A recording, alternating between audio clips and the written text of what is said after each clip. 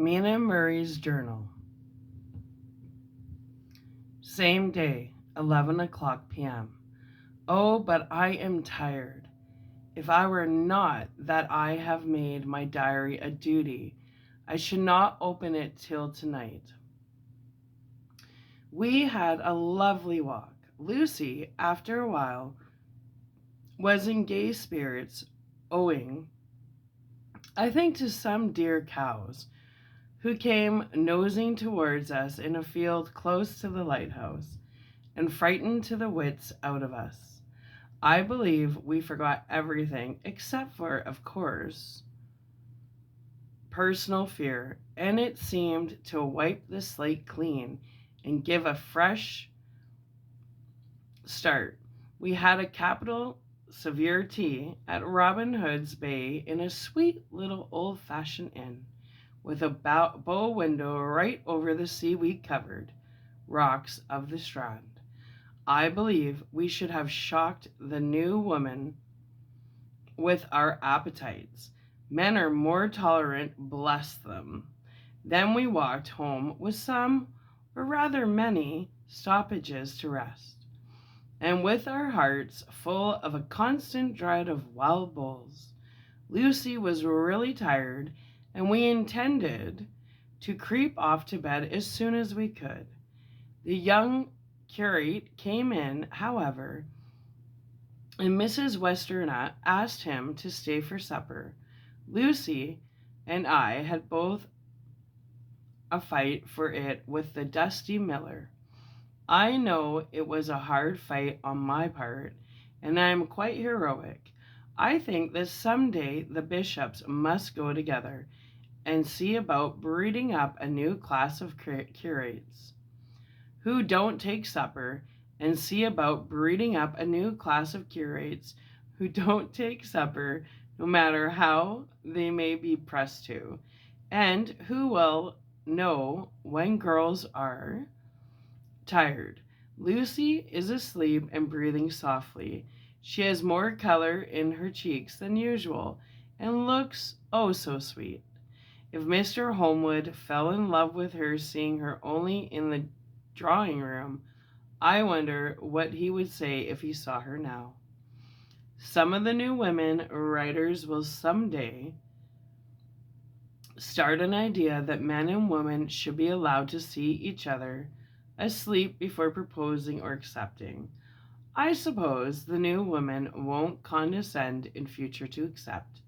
She will do the proposing herself, and a nice job she will make of it too.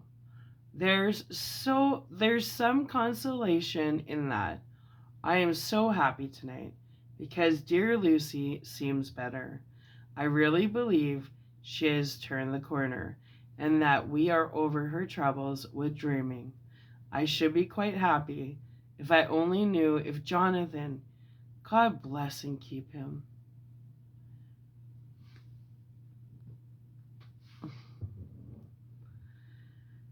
The 11th of August, 3 a.m.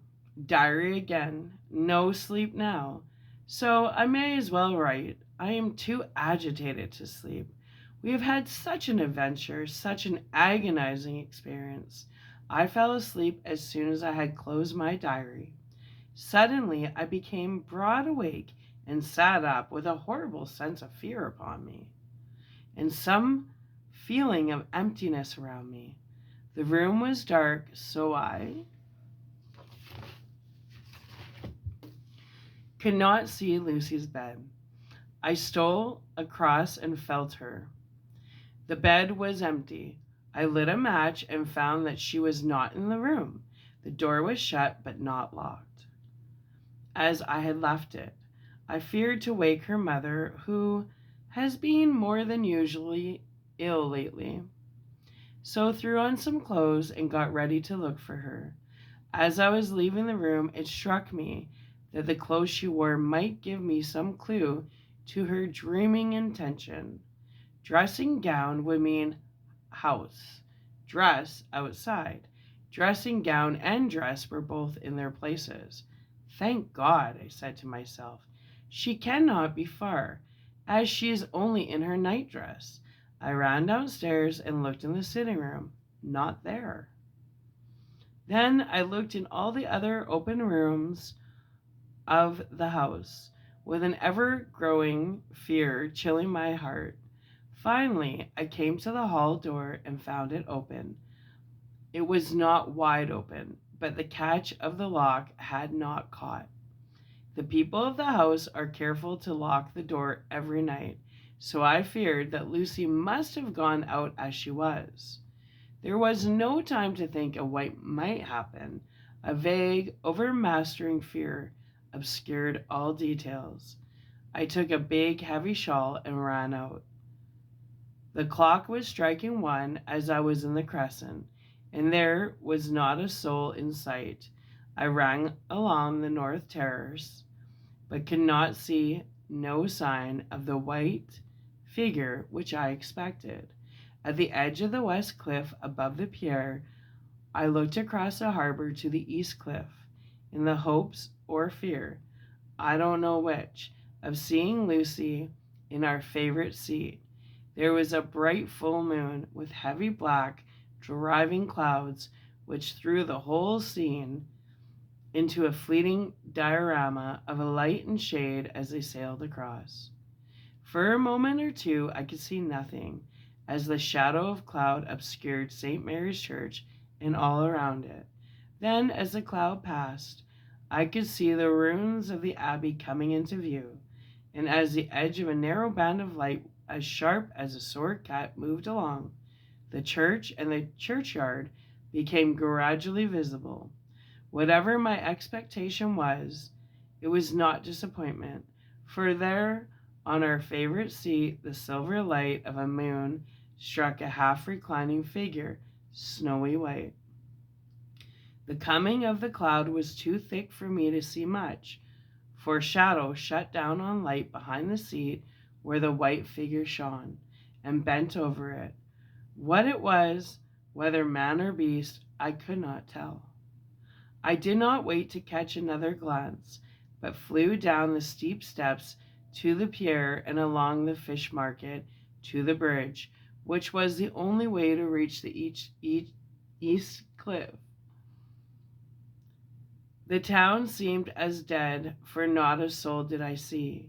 I rejoiced that it was so, for I wanted no witness of poor Lucy's condition. The time and distance seemed endless, and my knees trembled, and my breath came labored as I toiled up the endless steps to the abbey. I must have gone fast, and yet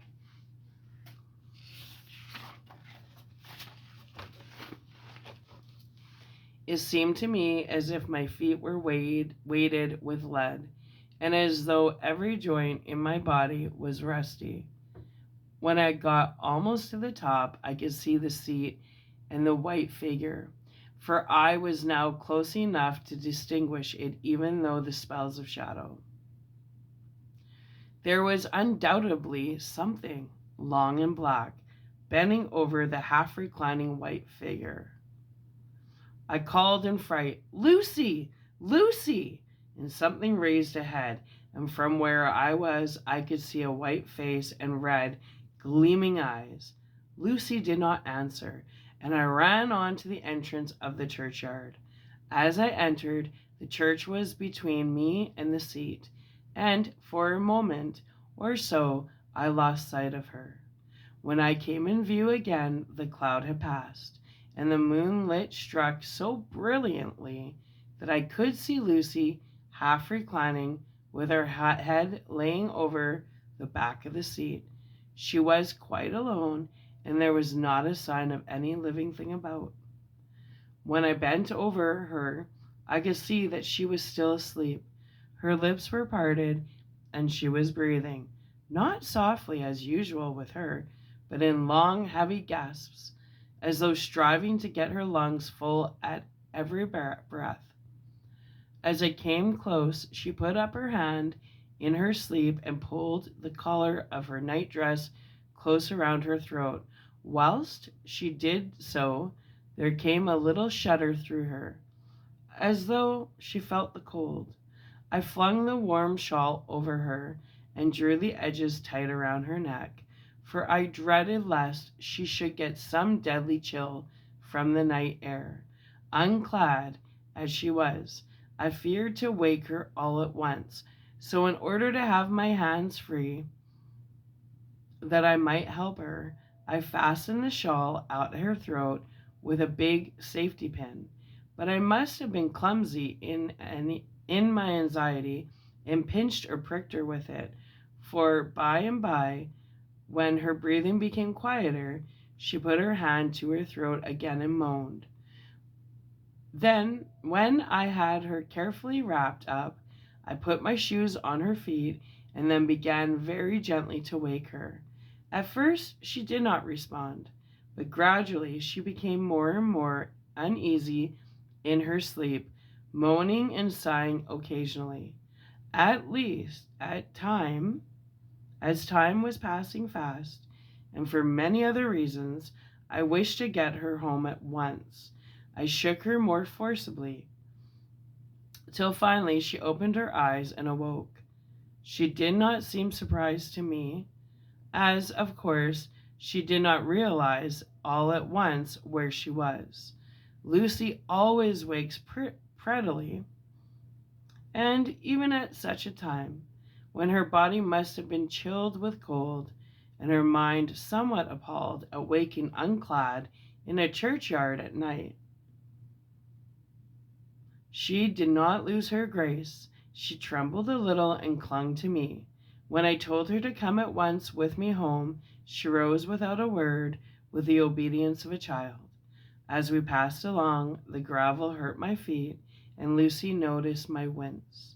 She stopped and waited to insist upon my taking my shoes, but I would not. However, when she got to the pathway outside the churchyard, where there was a puddle of water remaining from the storm, I daubed my feet with mud, using each foot in turn on the other, so that as we went home, no one, in case we should meet anyone, should notice my bare feet. Fortune favored us, and we got home without meeting a soul. Once we saw a man, who seemed not quite sober, passing along a street in front of us, but we hid in a door till he had disappeared up an opening such as there are here, steep little closes or winds, as they call them in Scotland. My heart beat so loud all the time that sometimes I thought I should faint. I was filled with anxiety about Lucy, not only for her health, lest she should suffer from the exposure, but for her reputation in case the story should get wind. When we got in and had washed our feet and had said a prayer of thankfulness together, I tucked her into bed before falling asleep, as she asked, even implored, me not to say a word to anyone, even her mother, about her sleepwalking adventure.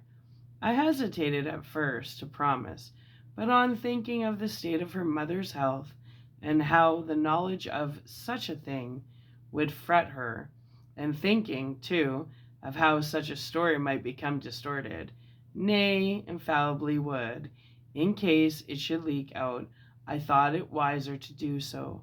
I hope I did it right.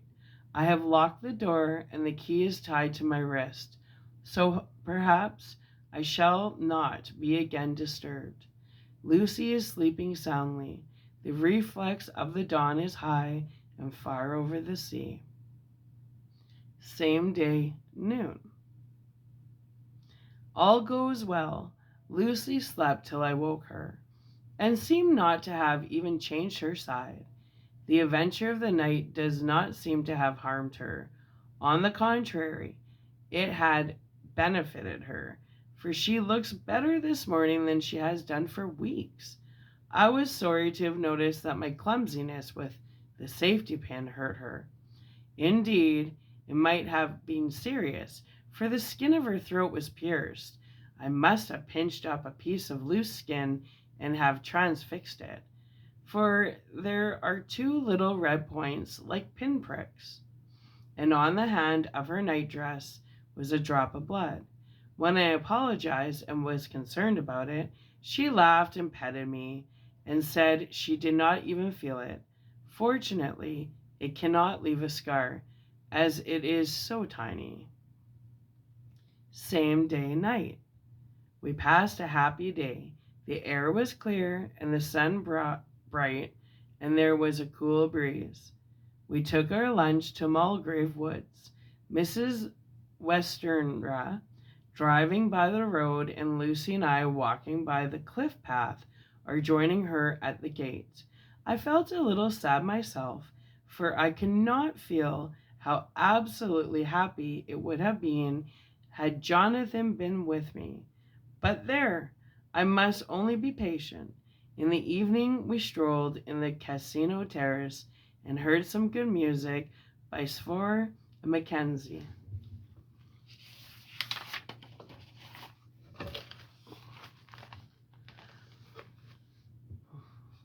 And went to bed early. Lucy seems more restful than she has been for some time, and fell asleep at once. I shall lock the door and secure the key the same as before, though I do not expect any trouble tonight. The 12th of August. My expectations were wrong, for twice during the night I was awakened by Lucy trying to get out. She seemed, even in her sleep, to be a little impatient at finding the door shut, and went back to bed under a sort of protest. I woke with the dawn and heard the birds chirping outside the window. Lucy woke too, and I was glad to see, even better than on the previous morning, all her old gaiety of manner seemed to have come back, and she came and snuggled in beside me and told me all about Arthur.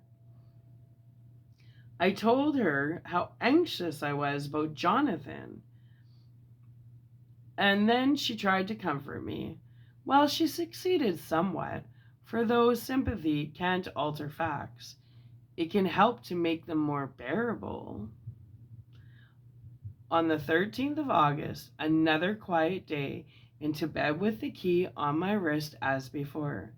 Again, I woke in the night and found Lucy sitting up in bed, still asleep, pointing to the window. I got up quietly and, pulling aside the blind, looked out.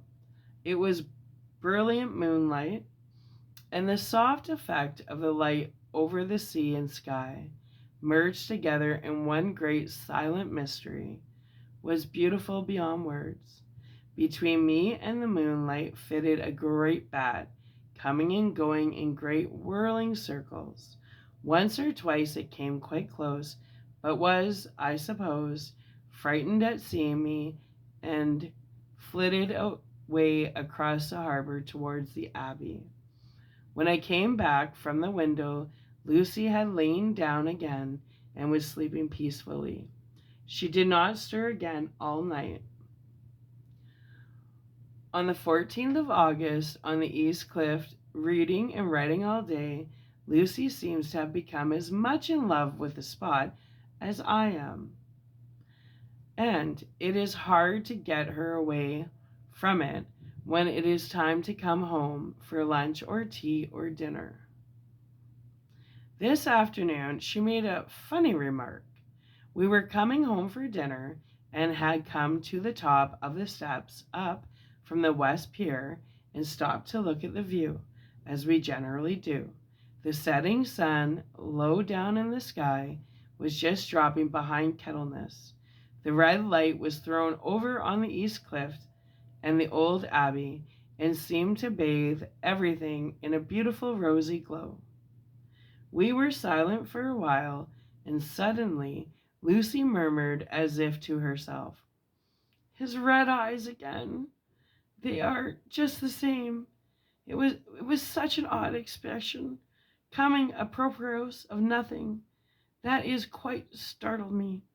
I slewed around a little, so as to see Lucy well without seeming to stare at her, and saw that she was in a half dreamy state, with an odd look to her face that I could not quite make out, so I said nothing, but followed her eyes. She appeared to be looking over at our own seat, whereon was a dark figure seated alone.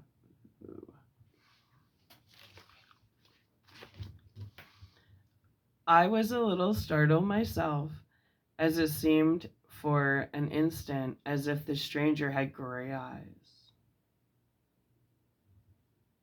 like burning flames. But a second look dispelled the illusion.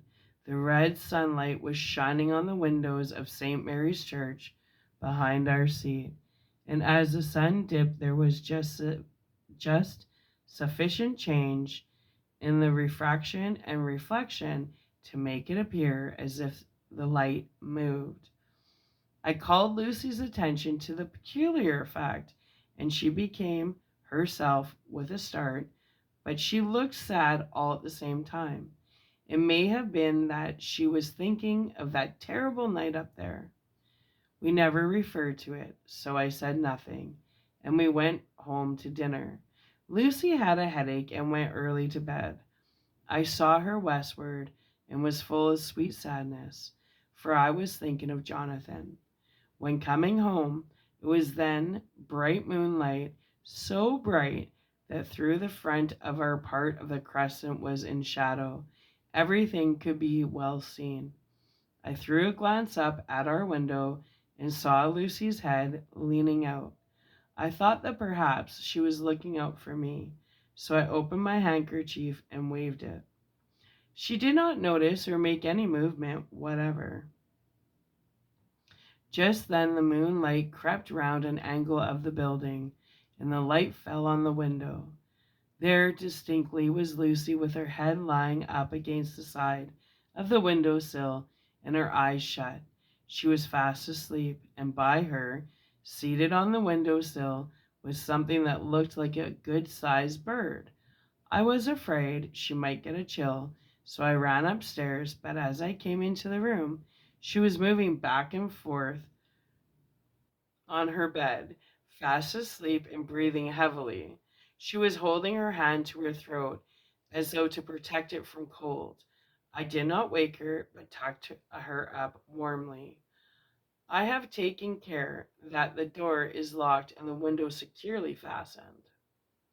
She looks so sweet as she sleeps, but she is paler than is her wont, and there is a drawn, haggard look under her eyes which I do not like. I fear she is fretting about something. I wish I could find out what it is. On the 15th of August, rose later than usual. Lucy was languid and tired, and slept on after we had been called. We had a happy surprise at breakfast. Arthur's father is better and wants the marriage to come off soon. Lucy is full of quiet joy, and her mother is glad and sorry at once. Later on in the day, she told me the cause. She is grieved to lose Lucy at her very poor dear sweet lady. She confided to me that she had got her death warrant. She had not told Lucy and made a promise secretly. Her doctor told her that within a few months at most she must die. For her heart is weakening. At any time, even now, a sudden shock would be almost sure to kill her. Ah, we were wise to keep her from the affair of the dreadful night of Lucy's sleepwalking.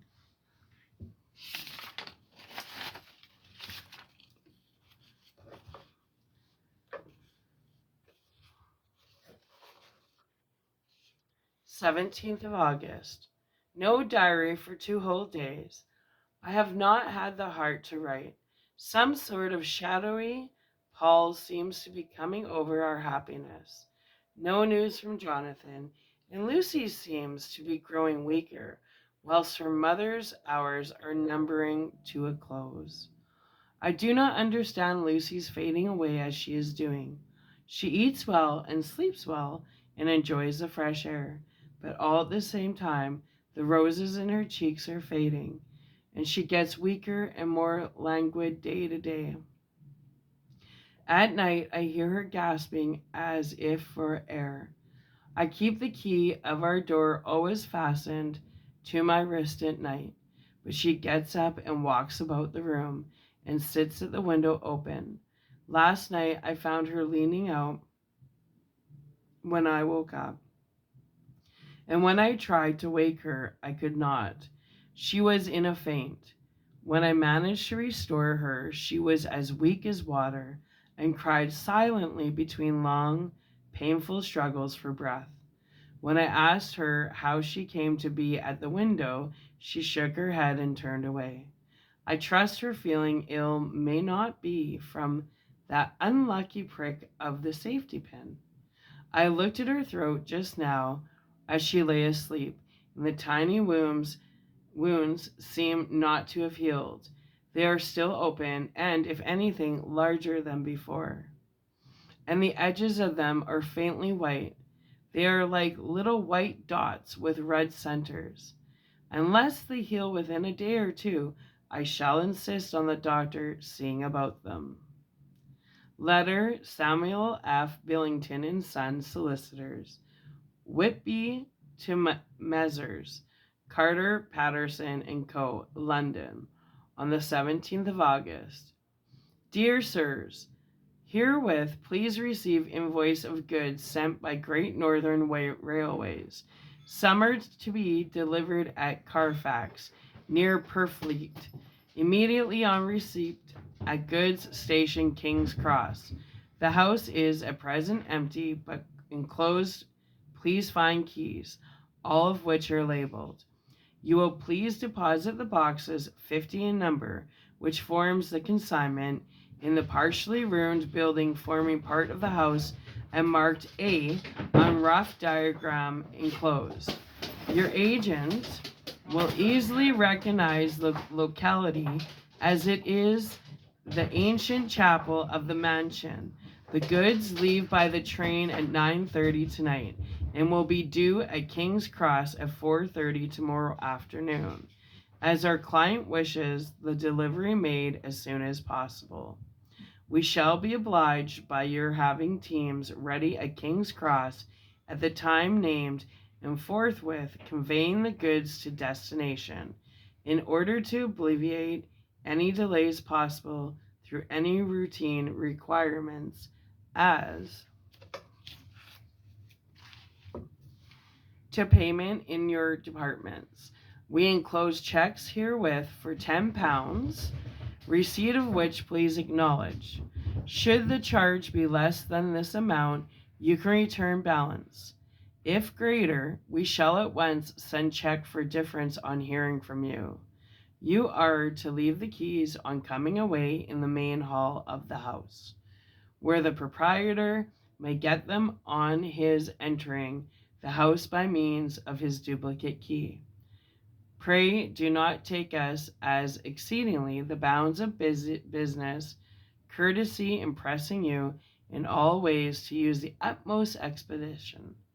We are, dear sirs, faithfully yours, Samuel F. Billington and Sons. Letter Messrs. Carter, Patterson and Company, London to Messrs. Billington and Son, Whitby. On the 21st of August. Dear sirs, we beg to acknowledge the 10 liters received and to return check 1 liter 17 cents 9D amount of overplus as shown and receipted accounted herewith. Goods are delivered in exact accordance with instructions and keys left in parcel in main hall as directed. We are, dear sirs, your respectfully, Pro Carter, Patterson and Company. Mina Murray's Journal. On the 18th of August. I am happy today, and right sitting on the seat in the churchyard. Lucy is ever so much better. Last night she slept with all night, and did not disturb me once. The roses seem coming back already to her cheeks, though she is still sadly pale, and wan looking. If she were in any way anemic, I could understand it, but she is not. She is in gay spirits and full of life and cheerfulness.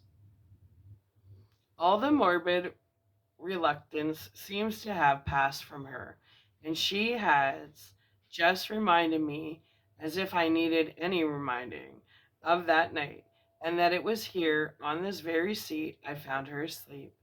As she told me, playfully with the heel, she tapped playfully with the heel of her boot on the stone slab and said, "My poor little feet didn't make much noise then." I dare say, poor old Mr. Swales would have told me that it was because I didn't want to wake up Gordy. As she was in such a communicative humor, I asked her if she had dreamed at all that night. Before she answered, that sweet puckered look came into her forehead, which Arthur, I call him Arthur from her habit, says he loves, and indeed, I don't wonder that he does. Then she went on in a half dreaming kind of way, as if trying to recall it to herself. I didn't quite dream, but it all seemed to be real. I only wanted to be here in this spot. I don't know why, for I was afraid of something. I don't know what. I remember, though, I suppose I was asleep, passing through the streets and over the bridge. A fish leaped as I went by, and I leaned over to look at it, and I heard a lot of dogs howling. The whole town seemed as if it must be full of dogs, all howling at once. As I went up the steps, then I have a vague memory of something long and dark with red eyes, just as we saw in the sunset, and something very sweet and very bitter all around me at once. And then I seemed sinking into deep green water, and there was a singing in my ears, as I have heard there is to drowning men. And then everything seemed passing away from me. My soul seemed to go out from my body and float about the air. I seem to remember that once the West Lighthouse was right under me, and then there was a sort of agonizing feeling, as if I were in an earthquake, and I came back and found you shaking my body. I saw you do it before I felt you. Then she began to laugh. It seemed a little uncanny to me. I listened to her breathlessly. I did not quite like it, and thought it better not to keep her mind on the subject. So we drifted on to the other subjects, and Lucy like her old self again.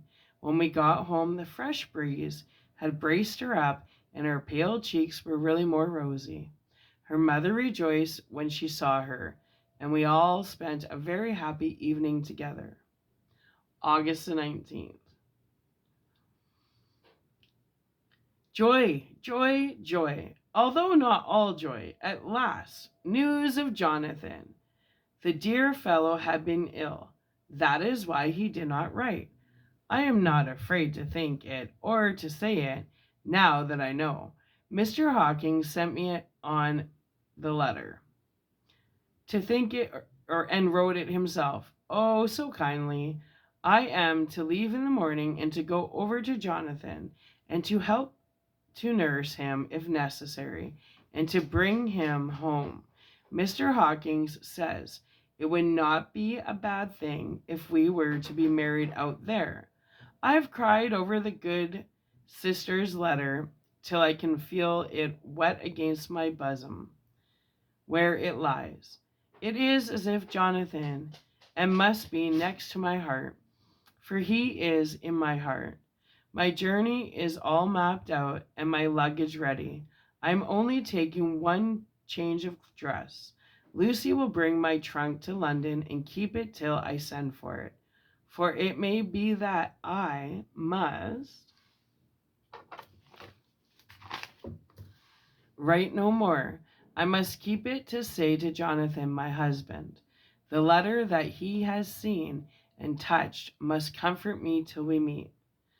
Letter, Sister Agatha, Hospital of St. Joseph and St. Mary, Budapest, to Miss Wilhelmina Murray. On the 12th of August. Dear Madame, I write by desire of Mr. Jonathan Harker, who is himself not strong enough to write, though progressing well, thanks to God, and St. Joseph and St. Mary. He had been under our care for nearly 6 weeks, suffering from a violent brain fever. He wishes me to convey his love and to say that by this post I write for him to Mr. Peter Hawkins, Exeter, to say, with his dutiful respects, that he is sorry for his delay, and that all his work is completed. He will require some few weeks' rest in our sanatorium in the hills, but will then return.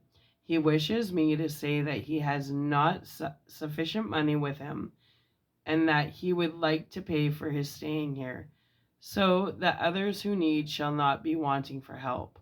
Believe me, yours, with sympathy and blessings, Sister Agatha. P.S. My patient being asleep, I open this to let you know something more. He has told me all about you, and that you are shortly to be his wife. All blessings to you both. He has had some fearful shock, so says our doctor, and in his delirium, his ravings have been dreadful, of wolves and poison and blood, of ghosts and demons, and I fear to say of what. Be careful with him always, that there may be nothing to excite him of this kind for a long time to come. The traces of such an illness as his do not lightly die away. We should have written long ago, but we knew nothing of his friends, and there was on him nothing that any one could understand. He came in the train from Klausenburg, and the guard was told by the station master there that he rushed into the station, shouting for a ticket for home. Seeing from his violent demeanor that he was English, they gave him a ticket for the furthest station on the way thither that the train reached.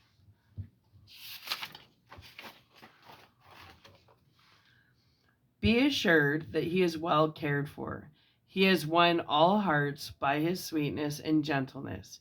He is truly getting on well, and I have no doubt will in a few weeks be all himself. But be careful of him for safety's sake. There are, I pray God and St. Joseph and St. Mary, many, many happy years for you both. Dr. Seward's Diary, 19th of August. Strange and sudden change in Renfield's last night. About 8 o'clock he began to get excited and to sniff about as a dog does when setting. The attendant was struck by his manner, and knowing my interest in him, encouraged him to talk. He is usually respectful to the attendant, and at times servile. But tonight, the man tells me he was quite naughty. Would not condescend to talk with him at all, and all he would say was, "I don't want to talk to you. You don't count now. The master is at hand." Master. Oh, master. The attendant thinks it is some sudden form of religious mania which has seized him. If so, we must look out for squalls. For a strong man with homicidal and religious mania at once might be dangerous. The combination is a dreadful one. At 9 o'clock I visited him myself. His attitude to me was the same as that to the attendant. In his sublime self-feeling, the difference between myself and attendant seemed to him as nothing. It looks like religious mania, and he will soon think that he himself is God. These infinitesimal distinctions between man and man are too paltry for an omnipotent being. How these mad men give themselves away. The real God taketh heed lest a sparrow fall. But the God he created from human vanity sees no difference between an eagle and a sparrow. Oh, if men only knew. For half an hour or more, Renfield kept getting excited in greater and greater degree. I do not pretend to be watching him, but I kept strict observation all the time. All at once that shifty look came into his eyes, which he always sees when a madman had seized an idea, and with it the shifty movement of the head and back, which asylum attendants come to know so well. He became quite quiet and went and sat on the edge of his bed resignedly and looked into space with lackluster eyes. I thought I would find out if his apathy were real or only assumed, and tried to lead him to talk of his pets, a theme which had never failed to excite his attention. At first he made no reply, but at length said testily, "Bother them all. I do care a pin about them." Oh my God. "Bother them all. I don't care a pin about them." "What?" I said. "You don't mean to tell me that you don't care about spiders?" "Spiders at present are his hobby, and the notebook is filling up with columns of small figures." To this he answered enigmatically. Enigmatically. "The bride maidens rejoice the eyes that wait the coming of the bride. But when the bride draweth nigh, then the maidens shine not to the eyes that are filled." He would not explain himself, but remained absently seated on his bed all the time I remained with him. I am weary tonight and low in spirits. I cannot but think of Lucy and how different things might have been. If I don't sleep at once, chloral, the modern Morpheus, C2HC130H2O. I must be careful not to let it grow into a habit. No, I shall take none tonight. I have, though, thought of Lucy, and I shall not dishonor her by mixing the two. If need be, tonight shall be sleepless. Glad I made the resolution, gladder that I kept to it. I had lain tossing about, and had heard the clock strike only twice, when the night watchman came to me, sent up from the ward to say that Renfield had escaped. I threw on my clothes and ran down at once. My patient is too dangerous a person to be roaming about. Those ideas of his might work out dangerously with strangers. The attendant was waiting for me. He said he had seen him not 10 minutes before, seemingly asleep in his bed, when he had looked through the observation trap in the door. His attention was called by the sound of the window being wrenched out. He ran back and saw his feet disappear through the window, and had at once sent up for me. He was only in his night gear and cannot be far off. The attendant thought it would be more useful to watch where he should go than to follow him, as he might lose sight of him whilst getting out of the building by the door. He is a bulky man and couldn't get through the window.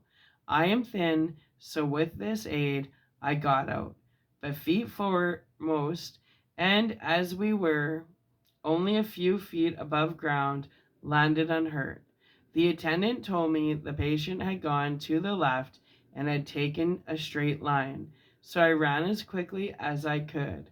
As I got through the belt of trees, I saw a white figure scale the high wall which separates our grounds from those of the deserted house. I ran back at once and told the watchman to get 3 or 4 men immediately and follow me into the grounds at Carfax, in case our friend might be dangerous. I got a ladder myself and crossing the wall, dropped down on the other side. I could see Renfield's figure just disappearing behind the angle of the house, so I ran after him.